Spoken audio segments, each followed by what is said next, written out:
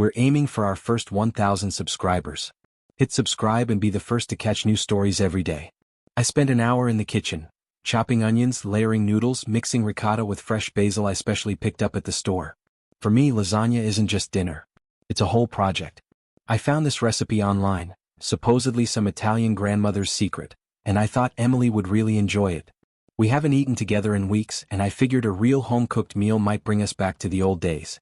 Back when we'd sit at the table, talk about nothing, and just laugh. It's 7:15 p.m.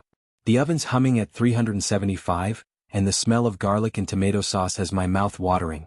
I'm drained from a 10-hour warehouse shift, stacking boxes, training a rookie who nearly wrecked the forklift more than once. But I'm here now, apron on, hoping for a night that feels like us again. Emily's on the couch, stretched out, eating from a takeout box. From the smell, it's pad thai, probably from that overpriced spot downtown. Her phone's glowing in her hand, thumb scrolling non-stop. She's in sweatpants, hair pulled into a messy bun, looking like she just rolled out of bed, even though she's been home all day. I lean against the counter, wipe my hands on a dish towel and say lightly, "Hey, Em, the lasagna's almost done. You in for dinner tonight?" She doesn't even glance up. Just waves a hand toward the kitchen and answers flat, almost bored, "I'm not hungry, Jake." "Eat it yourself." I stop cold, towel still in my hand. "Eat it yourself." Like I'm some short-order cook she hired, not her husband of 6 years. My brain flags it like a ref calling a foul, strike one. I set the towel down, lean forward, and keep my voice calm, though it carries an edge. "Wow. I spent an hour making this for us. But sure, guess I'll eat your share. More for me, right?" She finally looks up, eyes narrowing, voice sharp. "Don't make it a thing, Jake. I just ate." I nod slowly like I'm following along. "Got it? Next time I'll save my energy for someone who shows up." I plate my food, sit at the counter, and dig in. The lasagna tastes great, but it's hard to enjoy when you're eating alone while a stranger sits in the same room. She wants to pretend I'm invisible? Fine. Let's see how she handles it when I stop playing chef. The next few days feel like living with a ghost that doesn't pay rent. Emily's around, but not really. She started what she calls her evening resets. Yoga, meditation, self-care, stuff she says she found online. Every night she's gone for 2 hours, leaving around 8 p.m. and coming back close to 10 p.m. She walks in smelling of lavender mixed with something sharper, not her usual body wash. She's glowing, smiling even. But the second I try to talk, it's like I'm interrupting her favorite podcast. "I'm tired, Jake," she says, brushing past me to the bedroom, her phone glued to her hand. I notice changes. Her phone's always face down now, notifications off. She used to leave it on the counter, screen up, no big deal. Now it's like she's guarding Fort Knox. I don't snoop, I'm not that guy, but I'm not blind either. Tuesday night, I take out the trash and spot her car in the lot. Lights off, engine off. She's sitting inside, hunched over her phone, the blue glow lighting up her face like she's in some thriller. I walk over, tap on the window. She jumps, fumbles the phone, then rolls the window down with a forced smile. "Everything okay?" I ask, calm, leaning against her car door. "Yeah, just needed some air," she says, her voice shaky like she's scrambling for a reason. I raise an eyebrow, my tone dry. "What, not enough oxygen in the house? Or is the parking lot your new yoga studio?" Her fingers tighten around her phone. "Don't be a jerk, Jake," she snaps, sharp but unsteady. "I just needed a minute." I nod, step back. "Sure am. Take all the minutes you need. Just don't expect me to wait up." I turn and walk back to the house, my mind adding up the pieces. Late nights. New smells. Phone secrets. Excuses. I don't say more. If she's playing a game, I'm not begging for the rules. She wants to deal the next card. Fine. I'm not her doormat. By Friday night, I'm done circling around it. She's on the couch with some kale salad from a trendy spot, dressing dripping onto the cushion. I sit across from her, lean forward, elbows on my knees. "Em, what's going on with you?" I ask, steady but direct. "You're barely here. You don't talk. You're out every night resetting. What's the deal?"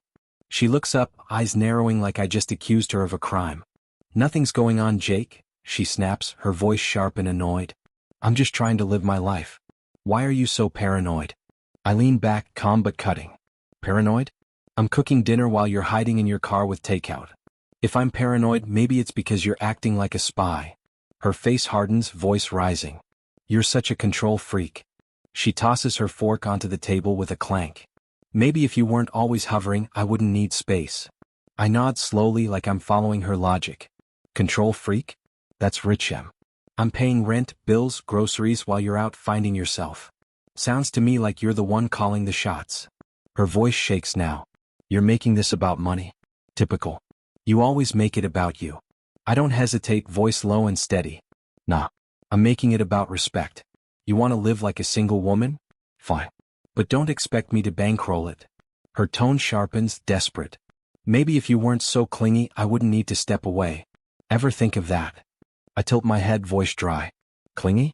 I'm not the one sneaking around parking lots at night. Want me to put a tracker on your car so you don't get lost? She freezes, mouth half open.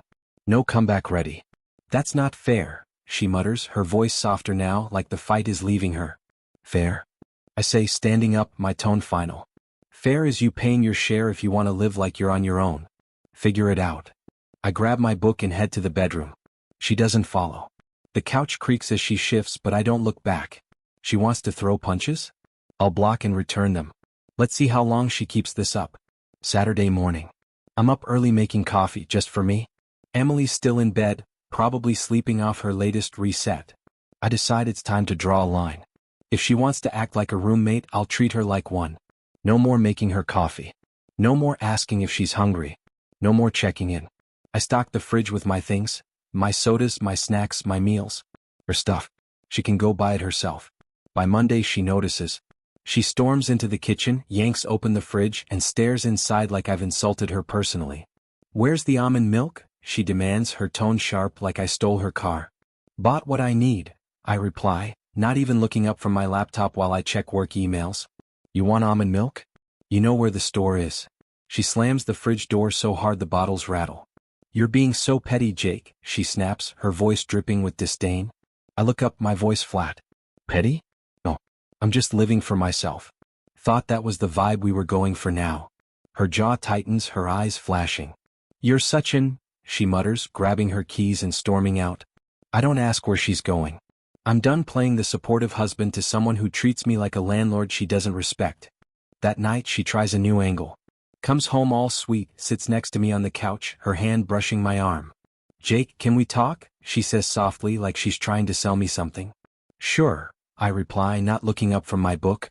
What's up? I feel like we're drifting, she says, her voice full of fake concern, like she memorized the lines from a script. I don't want to lose us. I set the book down and look her straight in the eye. Drifting, Em? You've been walking out the door for weeks. You want to talk about us? Start by explaining why you're hiding in your car at night, texting like it's a full-time job. She freezes, then snaps back. I told you I just needed a moment. Why are you making it a thing? I lean forward, my voice low and steady. Because it is a thing. You're not meditating in parking lots. You're not finding yourself. You're pulling away. And I'm not your backup plan while you figure out what you want. Her voice shakes as she tries to spin it. You're blowing this out of proportion. I'm allowed to have my own life. I stand up, tone cold. Final. You are. But not on my dime. Not in my house.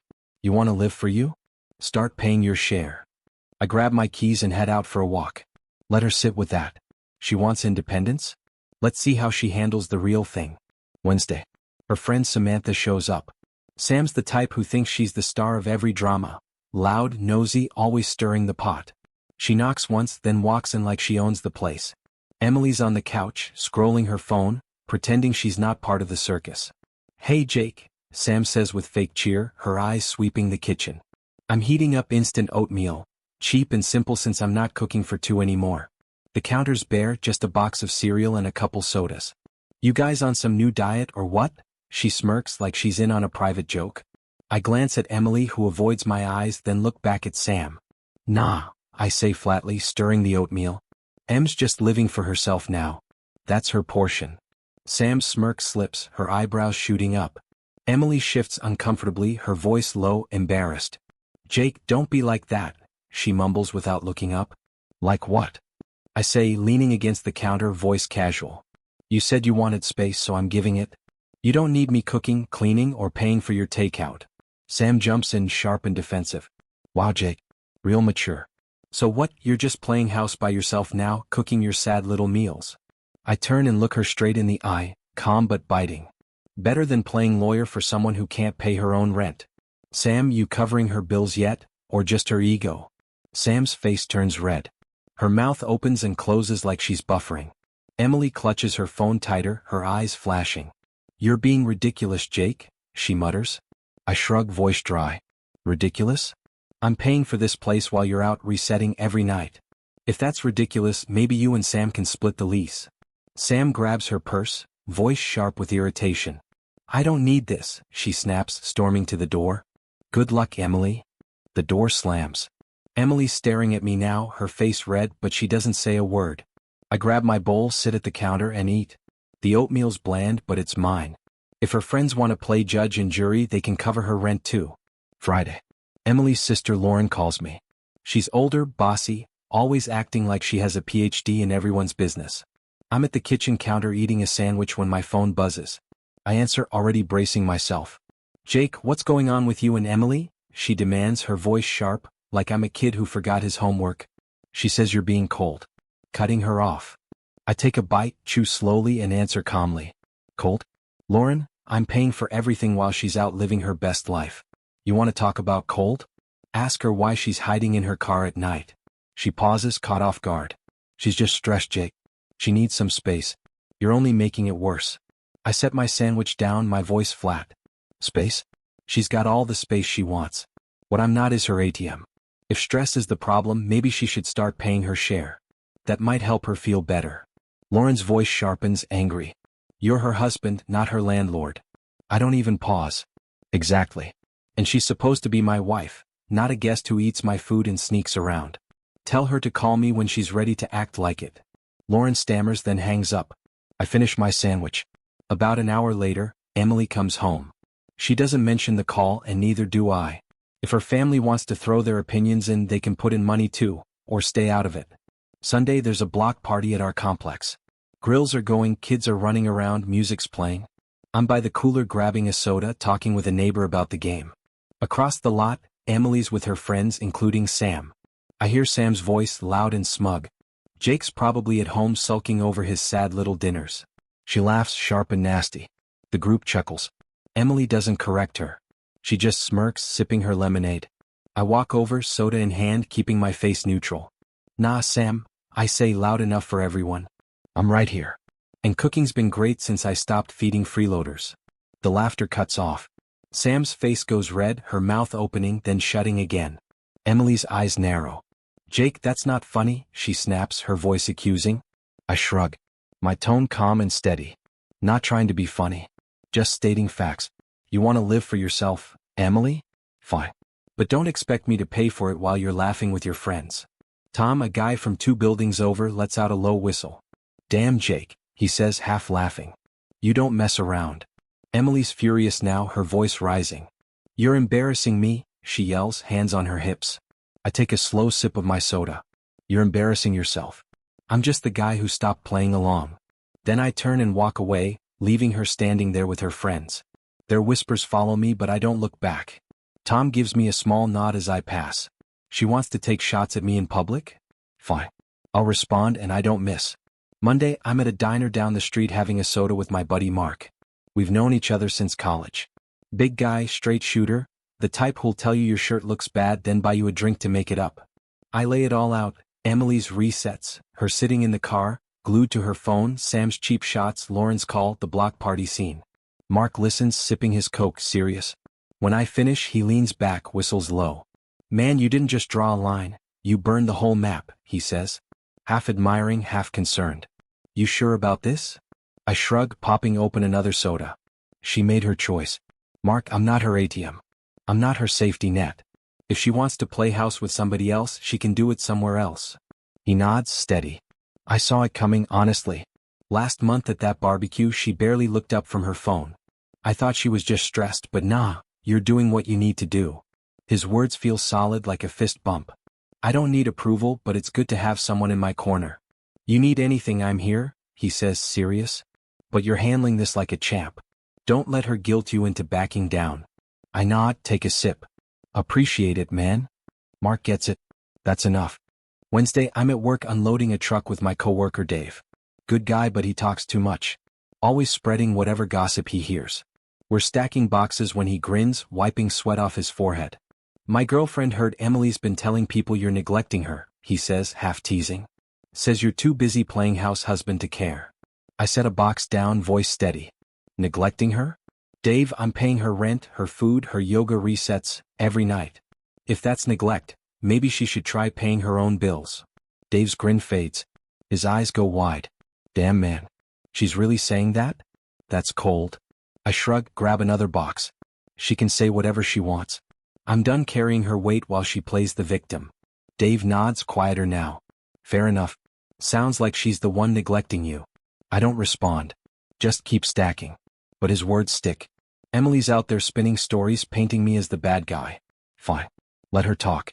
I'm done playing her game. She wants to rewrite the story? Then I'll finish the ending. It was a slow day at the warehouse, so they cut us loose at 3 o'clock. When I get home, the front door is unlocked. That instantly puts me on edge.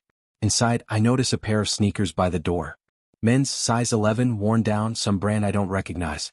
My stomach doesn't drop and I don't panic. It's more like something just clicks. The last piece of a puzzle falling into place. I walk into the living room. Emily's on the couch, laughing with her legs tucked under her. Next to her is some guy holding her laptop and pointing at the screen like they're working on a project. The second they notice me, the laughter stops. Not guilt, just that frozen, awkward silence like I walked into a party I wasn't invited to. Hey, I say, my voice calm, almost friendly. Who's this? Emily recovers first, her tone too bright, too fake. This is Ryan, she says, motioning toward him. He's helping me with some work stuff. Ryan nods like this is the most normal thing in the world. Yeah, just showing her some software, he says, lifting the laptop as proof. I nod, walk over to the counter and grab the rent bill from the pile. Holding it out toward him, I say, steady and direct. Cool. You're part of her freedom now, right? Then you can cover this. Ryan freezes, doesn't take the paper. Emily jumps up, her face tight, her voice sharp. Jake, stop it. You're making a scene for no reason. I meet her eyes, my voice cold but even. A scene? You've got another guy sitting in my house on my couch while I'm at work. I'm just laying it out clearly. You want to live for yourself? You don't do it here. She tries to flip it, her voice getting louder, desperate. You push me away, Jake. You've been cold, distant, making me feel like I don't matter. I take a step closer, calm but cutting. Pushed you away? No. I stopped carrying you. You want to feel like you matter? Start acting like it. Ryan clears his throat, lowering his voice like he's trying to smooth things over. Look man, I don't want trouble. I'll just go. I turn toward him, voice hard. You're leaving, Ryan. Either now, or I decide who walks out first. He scrambles for his shoes, mutters something and bolts out the door. Emily's glaring at me now, her fists clenched. You're blowing this out of proportion, she snaps, her voice shaky. He's just a friend. I point toward the bedroom, my voice final. You want to live for yourself? Start now. Pack your things. You're not staying here, not with him, not with me. I'm done. Her mouth opens but nothing comes out. Her eyes are wide like she never thought it would actually get this far. She storms into the bedroom, slams the door, and I hear drawers yanked open, her voice muttering under her breath. 10 minutes later, she comes out with a duffel bag over her shoulder. Her face is red, her eyes wet. She doesn't look at me as she leaves. The door slams behind her. That night I changed the deadbolt. She wanted freedom. Now she has it. I hope it's everything she dreamed of. 2 months pass. I'm at the grocery store grabbing cereal when I turn into an aisle and see her. Emily. Her hair's pulled back in a messy ponytail, no makeup, dark circles under her eyes. She looks worn out, like sleep hasn't been kind to her. She freezes, then forces a small smile. Jake, she says softly, almost pleading. I messed up. I didn't mean for things to go this way. I stare at her, my face blank, voice calm but cold.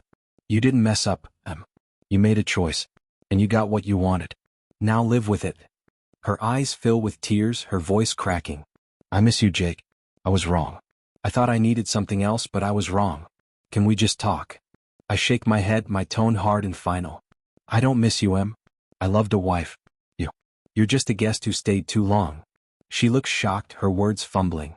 You loved me, she says, her voice shaking. You can't just erase that. I step a little closer, my voice low and sharp. You erased it. You wanted to live for yourself. Now you're doing it. Don't drag me back into your mess. I grab my cart and push forward. She calls my name once, shaky, but I don't turn around. I'm done being her safety net. She wanted to play games. She lost. I'm not playing anymore. Now I'm still in the same house, but it feels different. The fridge is stocked with what I like: steaks, sodas, the food I cook for myself. The place is quiet, but it's a good kind of quiet. No takeout boxes lying around, no lavender candles, no strangers' shoes by the door. I work my shifts, hit the gym, and grab a soda with Mark on weekends. Life's simple. Clean. What? Sometimes Emily texts, "I'm sorry. Can we meet?" I don't respond. She made her bed. She can lie in it. Me. I'm not looking back. I'm not her backup plan. I'm not her second choice. I'm just Jake living for myself. And it feels damn good.